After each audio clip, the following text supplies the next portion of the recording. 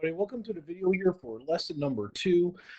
In lesson 1, we talked about all types of sequences, specifically arithmetic and geometric sequences. And in today's lesson, we're going to dive a little bit deeper into just the arithmetic sequence. So the opening exercise here gives us a beginning of a pattern, and I'm asking you to find the next 3 terms. So go ahead, pause the video, and see if you come up with the pattern and what are the next 3 terms. All right, so if you pause the video and you're back with us, let's see if you did this right. So it gives us the first 3 terms. So if I want to find the 4th term, the 4th term is going to be 2. The 5th term is going to wind up being 5. And the 6th term is going to wind up being 8. I'm able to see the pattern each time is adding 3. So I would add 3 to get to the next term, and next term, and next term. So what our focus is today is to write what we call an explicit formula. An explicit formula means you're going to plug a value into an equation, and that value is going to tell you the term that you have. So if I want the 5th term of a sequence, I want to be able to plug in 5 and get that answer. And the first exercise here is going to kind of walk us through how we do that for an arithmetic sequence. So in number 1, it says, consider the sequence in the opening exercise. So we still have that sequence on our paper. It says the first term is -7, and it asks us how many times do we have to add 3 to get to the 5th term. So if we want to find the 5th term we know is 5. -7 plus 3 plus 3 plus 3 plus 3 is going to equal 5. So essentially I'm adding 3 4 times. So I could clean it up a little bit by saying that the 5th term is really just -7 plus 3 times 4. So we know that a sub 5 is really just 5.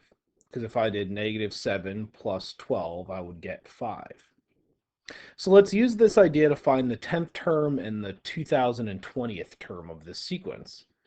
So if I want to find the 10th term of the sequence, I'm going to take the first term, add it to the common difference, the number that I keep adding to get to the next term, which in this sequence was 3. And then I'm going to multiply it by a value. Now notice when I wanted the 5th term, I multiplied by 4. So if I want the 10th term, I'm going to multiply by 9. That's going to wind up giving me a value here for the 10th term of 20. Now the 10th term would be easy for us to find. So since I've already found the 6th term, let's just see if this equation worked. So if I wanted to find the 7th term, that would be 3 more than the 6th term, so we'd be at 11. If I wanted to find the 8th term, it'd be 3 more than 11, that would be 14. The 9th term would be 3 more than 14, so 17. And the 10th term would then be 20. So this explicit formula, this idea that we're coming up with, is working. So since it worked, let's use it to find the 2020th term. So if we want to find the 2020th term, we'd start by saying the first term is -7 plus 3 times 2019. We're multiplying by 2019 because that's 1 less than 2020. Type that in my calculator because that's a little bit too big for us to do with mental math, and we get 6,050 for the 2020th term of the sequence. So if I wanted to find the nth term of the sequence, so any term, so I want to represent a formula here to show any term of this sequence. The first term is not going to change. The common difference, or that number we added to get from one term to the next, is also not going to change. The only number that ever changed was what was in the parenthesis. Now to represent what's in that parenthesis, we have to think about how we found that value. So when I wanted the 10th term, I plugged in 9. When I wanted the 20th term, I plugged in 2019. So I always plugged in 1 less than whatever this number was. So we could say if this number is n, well, 1 less than n is n minus 1. This is known as the explicit formula. If I wanted to find any term of the sequence, I could plug the term number in and find that term. So what we just found out in exercise 1 is that there's a formula that can be used to find the explicit formula of any arithmetic sequence. it's shown here on the top of page 6. So it says a sub n is equal to a sub 1, the first term of the sequence, plus d, the common difference, times n minus 1. Luckily for us, this is actually on the reference table, so you could always use this formula from your notes if you're doing a homework assignment. You don't have to worry about memorizing it, and then we could go from there, right? It's something that we don't have to memorize because it's provided or given to us. Now, one of the things that we want to remember, to find the common difference, we can always subtract any term minus its previous term. So if I take a sub 2, I can subtract a sub 1, and I can find the common difference, right? I'm just saying 2 and 1. I could have said the common difference is any term minus its previous term. That's a little bit more confusing, but we're just subtracting 2 consecutive terms to find the common difference. For example, looking here, right, I go from -2 to +2 to +6 to +10. The addition that's happening here each time is +4, but if I was to just subtract 2 of these terms, I'd still get 4, right? So we're getting that common difference either by mental math or by using that expression I put on the top of the page here. So the common difference in this case is 4. Since we know the first term and we know the common difference, I can say the explicit formula is -2 plus 4 times n minus 1. That's all you have to do. You don't have to distribute. You don't have to combine like terms. You don't have to do anything. You're done. Okay? Let's try one more together. So looking at the first one here, number 3, I go from 4 to -1. So that common difference is actually going to be +5. No, that would be wrong. That would be a -5. I'm getting smaller here, right? So now I'd say any term of this sequence is equal to the first term. Now instead of adding, I'm going to subtract because I want to get smaller, and n minus 1. So go ahead, try the next 2. Pause the video here for a second, and then come back to the video and we'll see how you did. All right, so welcome back. So hopefully you did these 2 on your own. So you noticed that the next one's common difference was 2.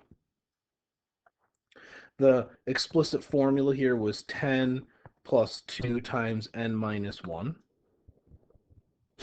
You saw for that last one, the common difference was -4. I'm getting smaller.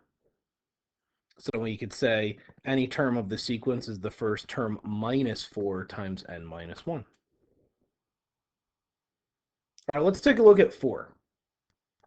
4 we have in this lesson because there was a question like this as a multiple choice question on a Regents exam a few years ago. It was kind of confusing, even as all of us math teachers were sitting there reading the problem. We all had to think about it for a minute before we figured out kind of the best way of doing it. There's a lot of different ways of answering number 4. You can randomly plug in numbers for x and see which number gives you a good value that would make this a sequence. Or you can use the basic idea of what a arithmetic sequence is to be able to solve this. So one of the things that makes an arithmetic sequence arithmetic is there's a consistent common difference.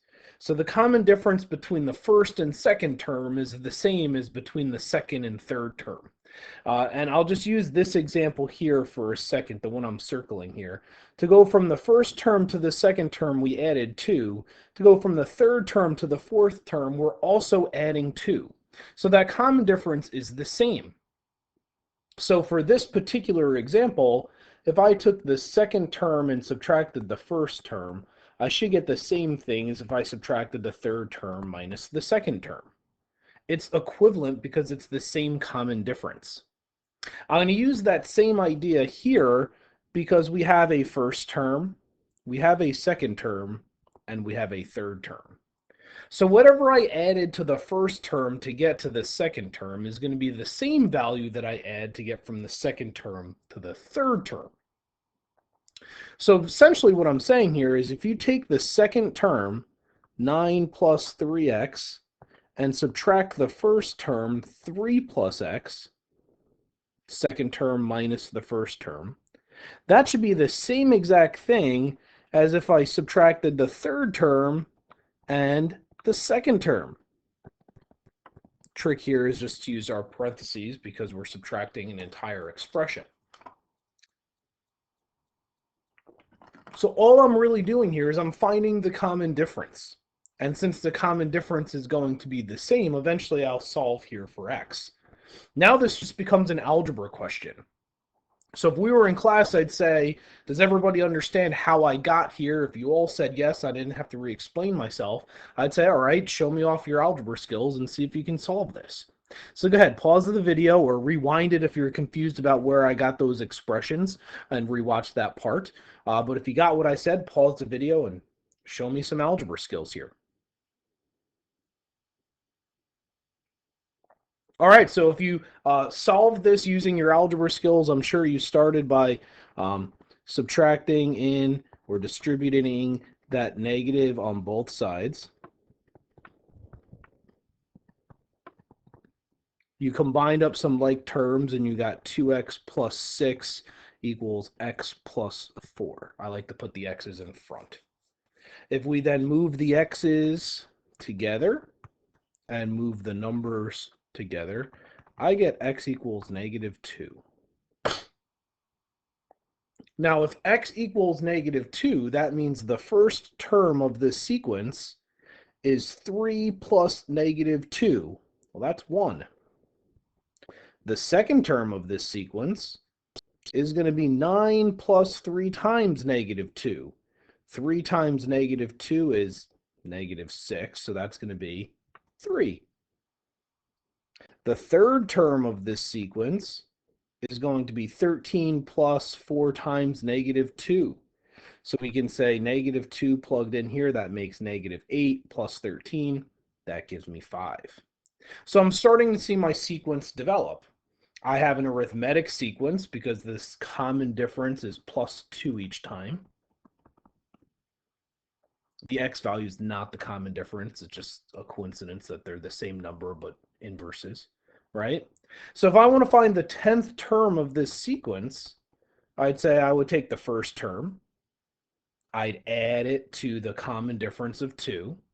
And then I'd multiply 10 minus 1, or n minus 1, just so happens that n in this case is 10.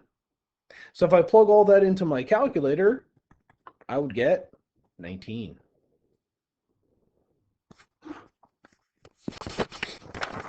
All right, so next thing we have to look at is how we can find the common difference in the first term when we're only given 2 of the terms. This is something that you did not do in Algebra 1. You might be saying at this point, wow, these first 2 lessons are super easy. I remember doing all this in Algebra 1. And that's because you did, right? A lot of what you're doing here in these first 2 lessons, you did in Algebra 1. However, number 5 is really an Algebra 2 question. So it says, in an arithmetic sequence, a sub 4 equals 19 and a sub 7 is equal to 31. So I know the fourth term is 19. I'm going to add something to 19 to find the fifth term. I'm going to add the same value to find the sixth term. And then I would add the same value again to find out that the seventh term is 31. So I'm doing consecutive addition. So if I want to undo consecutive addition, I want to find the difference between these 2 values first. I want to figure out how much did I actually add each time here to get from the fourth term all the way to the seventh term. So if I do 31 minus 12, no, minus 19, I'm going too fast in my head, I get 12. So that means to go from directly from 19 to 31, I'm adding 12. But what I really want to do here is I want to add the pieces of 12 3 times. So how could I figure out how many times I would have to add, or what number I could add to itself 3 times to make 12? Well, that's just a simple division problem, which would give me 4. So let's just check to see if 4 is the right common difference. 19 plus 4 is 23. 23 plus 4 is 27. 27 plus 4 is 31. So now I know my common difference. I know D. I'm halfway there. To write an explicit formula, I not only need to know the common difference, I also need to know the first term. So I can go about this 2 different ways. I can either work backwards with the common difference, which is how I'm going to do it, or I can plug into the explicit formula that I have on the previous page here all the way up top. I can plug right into this. The only thing I won't know is I won't know a sub 1.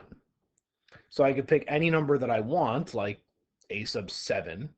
I could plug in 31 and say, I don't know the first term. I know the common difference is 4, and since I have the 7th term, I would have 7 minus 1 here, and I can solve for a sub 1. So I could say 31 plus equals a sub 1 is equal to 4 times plus is equal to 4 times 6, so that's going to be what, 24. Subtract 24, and we get 7 is equal to a sub 1. So now I know the first term. Now that's probably not the way I would do it. However, it's perfectly acceptable. I would probably have just said, well, if I know the fourth term, I can find the third term. Just go backwards instead of adding 4, subtract 4, and then do it again, and then do it one more time. And you could find it that way as well. It doesn't matter which way you do it. As long as you know the common difference and this first term, I can say any term of this sequence is the first term plus the common difference times n minus 1. Number 6 is going to require us to do basically the same exact thing. So it's talking about Simon losing his library card and has an overdue book at the library.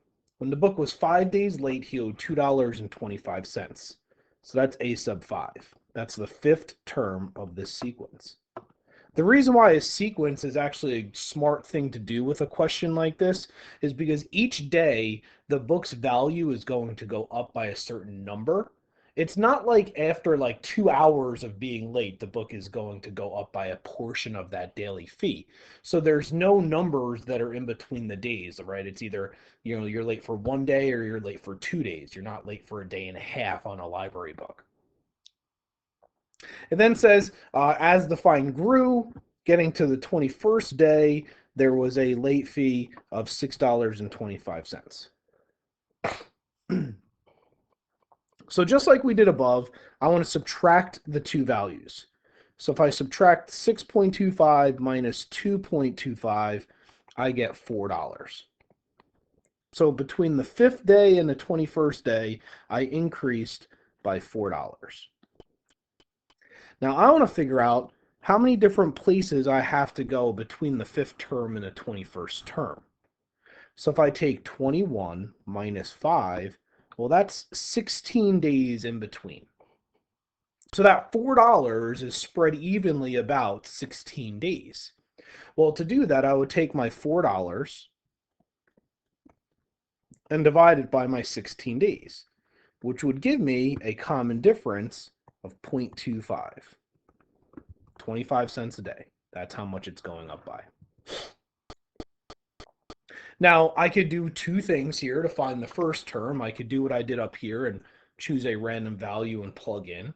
Or I could just work backwards. I know the 5th term, so I can find the 4th term just by subtracting 25 cents. That would be $2. The 3rd day would be $1.75. The 2nd day would be $1.50. And that 1st day would be $1.25. I'm just subtracting 25 cents for each day going backwards. So now I can say this library book, the value of it is going to be $1.25 plus 25 cents times n minus 1 to represent 1 minus the day that I have. So if Simon was to have this book for 60 days, the value of late fees would be a sub 60 equals $1.25 plus 0.25 times 60 minus 1. And then just plug it in your calculator. And we say on the 60th day, he's going to get charged $16 in late fees. Hopefully this video helped understand this lesson. At this point, I would ask you to pause the video. I'm even going to pause the video for a second, and then you're going to come back and check the homework after you've done the homework. Okay, I know I keep saying that in all these videos, but it is important, right? It's important to try the problems first, see where you're making mistakes so you can correct your mistakes. Don't just watch my videos and just write everything down in your books. It's a waste of your time and mine. All right, so pause the video, try the homework, and come back to us, or unpause it, however you want to do it. All right, so let's see how we did on our homework. This first question should be familiar because we did it in lesson 1. In lesson 1, we just kind of tried to identify whether or not a sequence's pattern that a student came up with was correct. Now we know how to find the correct pattern. So looking at this pattern, we see the first term, a sub 1, is 16. The second term, a sub 2, is 14. A sub 3 is 12. So we could clearly identify this as arithmetic. It's going down by the same value every single time. So we could say b sub n. It says to use b sub n. That's why I'm using that. If you used a sub n, it's technically wrong. That sequence starts at 16. I'm going down, so I'm going to subtract the common difference times n minus 1. There is your explicit formula. That's all you had to do for that problem. For number 2, I hope you noticed that the common difference here was 7. If you didn't notice it was 7, you could just subtract the second term and the first term. 22 minus 15, that gives you 7. You can always do that. Then the explicit formula is going to be the first term plus the common difference times n minus 1. Same thing for number 2 here, right? We have a value that's going down, so we're going to have a negative common difference. If you're not sure what the common difference is, just take the second term and subtract the first term. As long as you know it's a arithmetic sequence, you could do this, and you get negative 19. So we know the common difference is negative 19. You know the first term, so we could say a sub n is equal to negative 6 minus 19 times n minus 1. There you go. All right, let's take a look at number 3. Number 3 was just like the 2 questions we did at the end of the lesson. So here we gave you the third term and the fifth term. So the first thing I would do would be find the difference between those 2 terms. So I'd say 14 minus negative 10. Notice I'm subtracting the larger value minus the smaller value, like the term number. Okay, so we wind up getting an answer here of 24. So to get from the third term to the fifth term, we're going to go up by 24. Now, to get from the third term to the fifth term, that's jumping 2 places. All right, so we're jumping 2 terms. So I'm going to take 24 and divide it evenly by 2 to see that the common difference is 12. If you don't believe me that this works, you could just say, well, I have the third term of negative 10. Add 12, you would get 2. Add 12 again, and you would get 14. Notice those are the values that we started with. Then we could either work backwards to find the first term or use the equation. I'm going to work backwards. So we'll say a sub 2. Instead of adding 12, I'm going to subtract 12. So I'd be at negative 22. A sub 1. If I subtract 12 again, I'd be at negative 34. So now I can say any term of the sequence would start at negative 34. I would add 12 times n minus 1. This is a good question. Like, that's something I would ask you on a problem set or a quiz or something like that, right? That truly shows me the knowledge of this arithmetic sequence that you have. Number 4 was actually a Regents question. It was a multiple choice question. It gave you 4 different choices and it asked you which one was not an example of an arithmetic sequence. Here we've kind of reworked it a little bit so you can kind of see how we are talking about it or how we're explaining it. So it says the population of a town is measured each year shown below. Would an arithmetic sequence be appropriate to model this data? Explain your reasoning. So if something was an arithmetic sequence, that tells us we have a common difference. It's the whole idea of today's lesson. So to get from the first term to the second term, you're going to add the same value as if you were to add to the second term to the third term. So if you were to subtract the second term minus the first term, you would get 250,937 minus 250,000. That's going to just give you 937. That's the common difference between the first term and the second term. That's what I'm adding to get from term 1 to term 2. Well, if I do the same thing between 2 and 3, if I get the same number, I would have to keep checking here to see if it was consistent for all 4 of the terms that they gave me. If I get a different number, that tells me this is not an arithmetic sequence, it's some other type of pattern or sequence that's arised. So if I take the third term, 251,878, and subtract the second term, 250,937, I get a number close, but not the same. So because there's no consistent common difference, this is not arithmetic. So I could say not arithmetic because there's no common difference. Now, like I said, this was a Regents question that was multiple choice, and it asked you which one would be modeled by arithmetic sequence. I like this question better.